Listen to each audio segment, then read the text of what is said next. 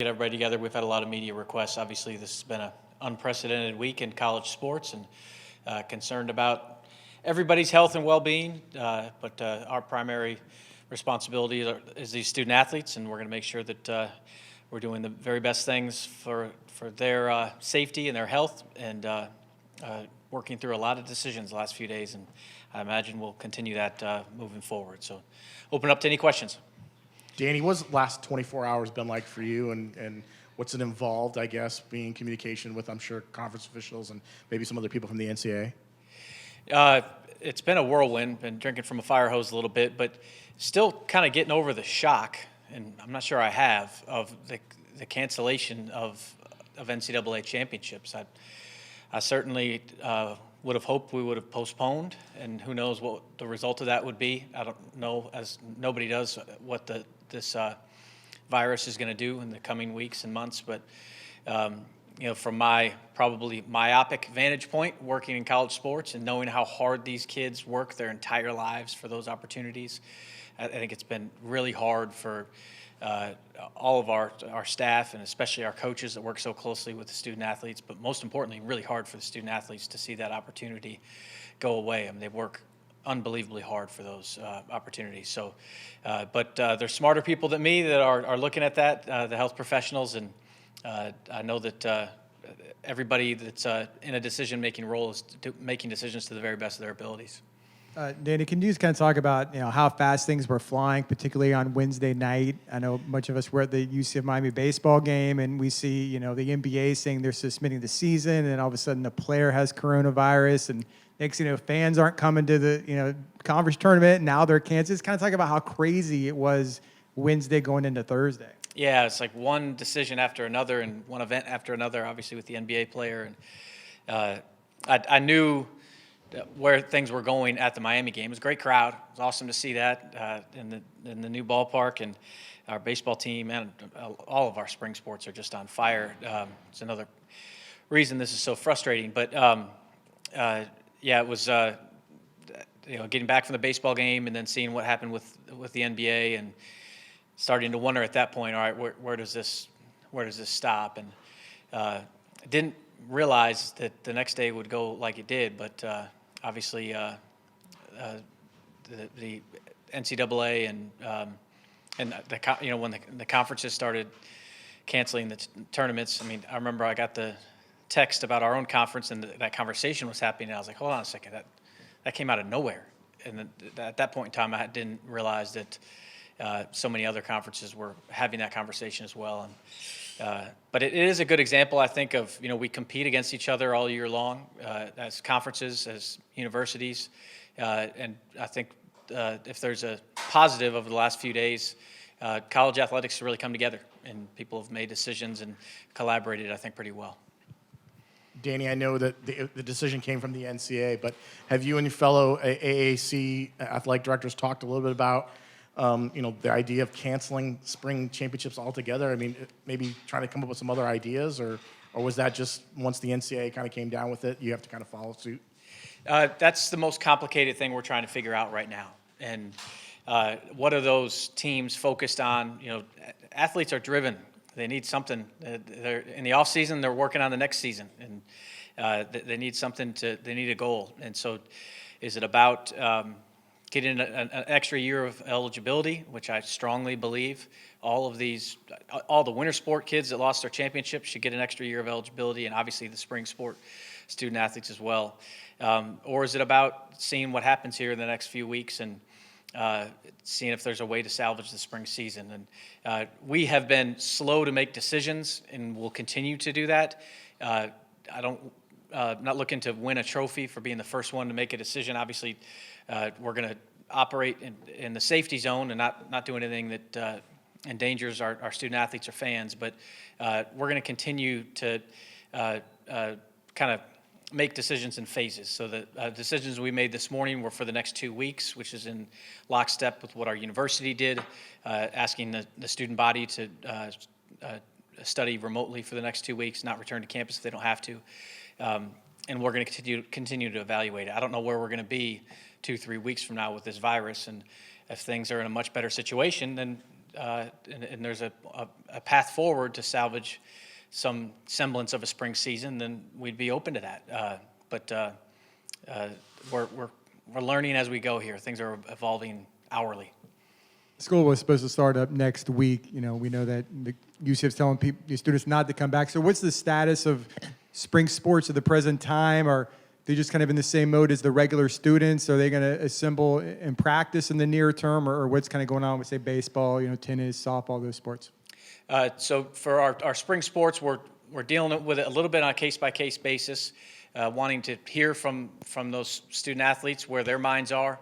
If they have hope that we can compete later in the spring, then we're allowing them to practice. It's all volunteer.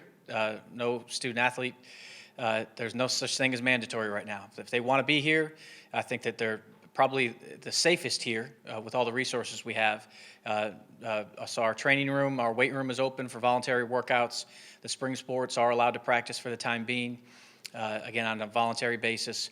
I've asked those coaches just to kind of be connected to their athletes and make decisions that are in their best interest. And we want to make sure we're listening to them right now.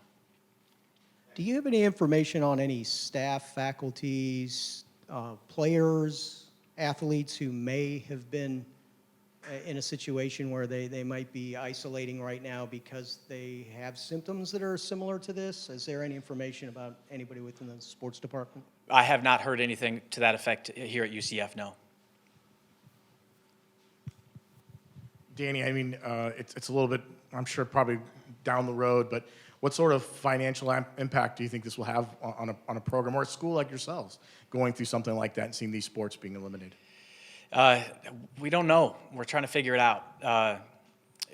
The conference tournament being canceled, there's financial implications, both revenue and expense there.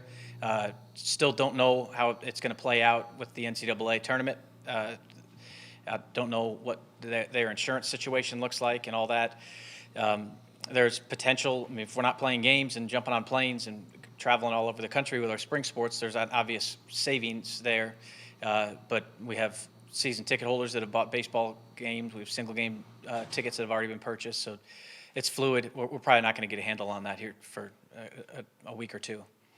Dan, you may not have an answer to this. I know driving over here, apparently the NCAA put out some sort of release in the last 30, 45 minutes about the potential of players in spring sports receiving, seniors receiving maybe another year of eligibility. Do you know anything about that, and would you be in support of something like that? Yeah, I'd seen, I know that conversation is going on. I think they're trying to figure it out. I'm strongly supportive of that, knowing how hard these kids work from the time they're 5, 6 years old to get that 4 years of experience. It's an unbelievable investment of time and capital with their families. It's an all-in thing to be an athlete at this level. So I think that the seniors and everybody on the roster should get an added year of eligibility, which is going to create some complications with the scholarship caps. We're going to have to figure out some flexibility there to make it work.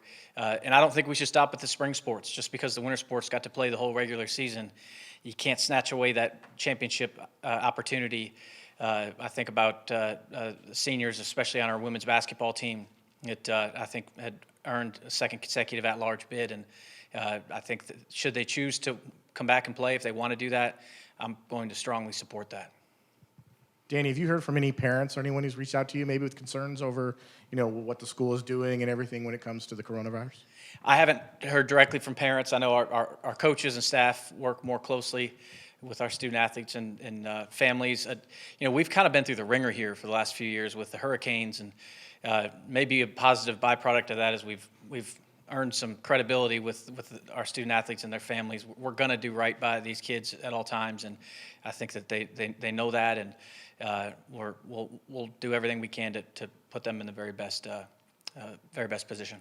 Danny, you kind of touched on this a moment ago, but can you elaborate more on specifically women's basketball, and did you have any conversations maybe with the KK Wright and a senior that obviously would have had to have been crushed when the news came out? Did you get any feedback from Coach Abe about how that news hit that team in particular? I have. I talked to Katie earlier today. I think every single one of these teams is absolutely crushed. I don't think it'd be appropriate for me to talk to KK specifically about that. I'm sure that's a conversation probably for further down the road. Yeah, I'll support to the extent I can get an added year of eligibility for not just spring sports, but winter sports. I think it's really important. Danny, my apologies if you've addressed this already, but what is the level of guidance you've received from the NCAA to this point on how to proceed? Their staff's been really interactive with Cameron Walker, who's our Senior Associate AD for NCAA compliance. I know they've had conversations today about the additional eligibility component, which is complicated. Some flexibility in terms of, we have so many rules, so we have competitive balance relative to in season, out of season, and we find ourselves in this weird place where sports that are supposed to be in season, we don't really know what that looks like. So I've been very happy to see the amount of flexibility from the NCAA staff and the amount of interaction they're having with us. And obviously there's over 350 Division I schools and Division II and Division III. So I'm sure they're working really hard, and we're all dealing with an unprecedented situation. Danny, you're in a unique position where you have several members of your family are also in athletics, your dad and your brother and your sister. Have you had a chance to talk with them and kind of maybe see what's going on elsewhere across the country when it comes to this? Obviously, my brother's probably, I know he's disappointed. Was expecting a bid with his team in the NCAA tournament. My brother Brian at FAU is dealing with the same set of circumstances we're dealing with, and my dad was the chair of the committee. He didn't get it. He got off the hook. He didn't have anybody. They didn't have to sit in the front of the firing squad justifying their seatings, but everybody feels the same way. I think anybody that does what we do, our immediate thought goes to these student athletes and how hard that is to lose that opportunity. And there's nothing we could do right now, but we're going to do our best to try to support them. I mean, I feel like this answer is going to be pretty obvious, but the spring game, I'm sure, for football has been postponed until further notice, correct? We haven't made that announcement yet. We just hadn't got to it yet. Yeah, we won't. We'll definitely be looking at postponing that, and we don't know yet what spring football is going to look like. We already started, had a few practices before our spring break, so I know that there's another conversation with the NCAA about the concept of flexibility with the normal constraints of when you can have spring practice, and if that needs to go later, then it needs to go later. But everybody's going to wait and see what this virus does here over the next couple of weeks.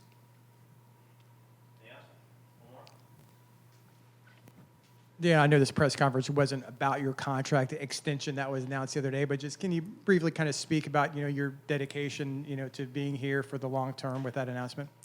Yeah, I think I get way too much credit. Our student athletes, our coaches, what they're accomplishing on the field and the court, on the track and the boats, it's amazing. And I think that we have a lot of work to do if we're going to sustain the success that we're having. But we are very serious about building a perennial top 25 athletics department here.